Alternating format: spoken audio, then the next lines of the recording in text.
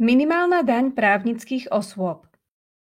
Od 1. januára 2024 štát zaviedol minimálnu daň pre právnické osoby, ktorými sú napríklad SRO alebo akciové spoločnosti. Minimálnu daň niektorí nazývajú aj daňová licencia, no v zákone sa píše o minimálnej dani, preto aj ja ju budem takto nazývať. A čo je to minimálna daň? Vieme, že firma môže mať zisk alebo aj stratu. Zo svojho zisku je povinná zaplatiť daň z príjmu. No keď má firma stratu alebo má nulu, lebo je neaktívna, žiadna daň by jej platiť nevyšla. Štát ale chce, aby daň platili aj firmy, ktoré zisk nemajú, aspoň v nejakej minimálnej výške. To znamená, že túto minimálnu daň musí platiť ten, kto má stratu, nulu alebo komu vyšla z jeho zisku, respektíve základu dane daň nižšia, než je táto zákonom stanovená minimálna daň. Z uvedeného vyplýva, že ak vám vyjde daň vyššia, než je minimálna, platíte túto vyššiu daň, tak ako tomu bolo doteraz. Minimálna daň sa netýka úplne všetkých právnických osôb, sú aj výnimky, ktoré minimálnu daň platiť nemusia. Sú to právnické osoby, ktoré majú povinnosť platiť minimálnu daň, ale nemusia ju platiť ten rok, v ktorom vznikli. Ak ste si založili SRO napríklad v marci 2024, potom za rok 2024 minimálnu daň nemusíte platiť, ale za nasledujúce roky 2025, 2026 a ďalšie ju už budete musieť platiť. Ďalej je to daňovník, ktorý nie je zriadený na podnikanie, ako sú nadácie, občianske združenia, iné neziskové organizácie a podobne. Potom verejné obchodné spoločnosti, daňovníci, ktorí prevádzkujú chránenú dielňu či chránené pracovisko, daňovníci v likvidácii alebo v konkurze, pozemkové spoločenstvo so zdaniteľnými príjmami nižšími než 10 000 eur a daňovníci, ktorým bolo doručené oznámenie o začatí konania o zrušení spoločností.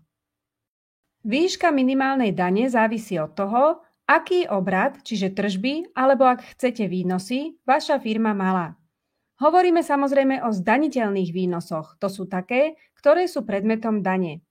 Výška minimálnej dane nezávisí od toho, či ste platiteľom DPH alebo nie, ako tomu bolo v minulosti.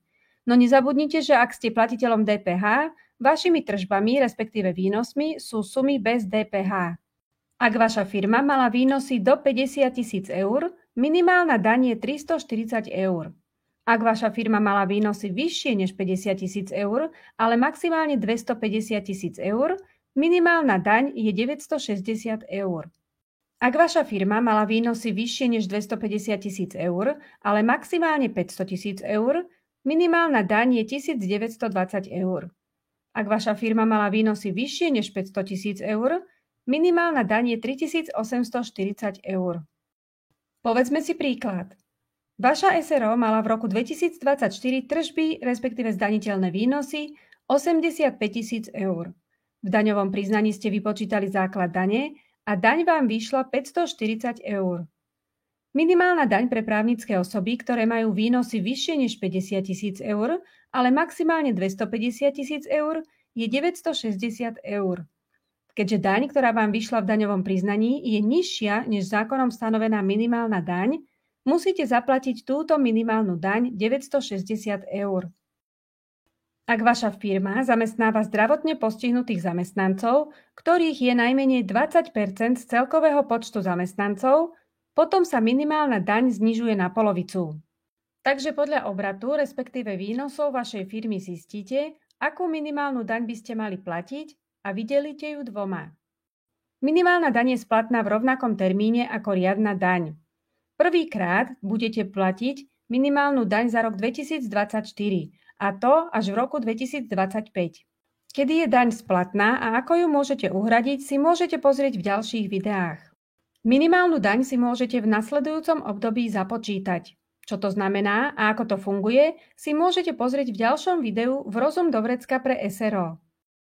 Ďakujem, že ste si pozreli toto video. Ak bolo pre vás užitočné, nezabudnite dať odber a like.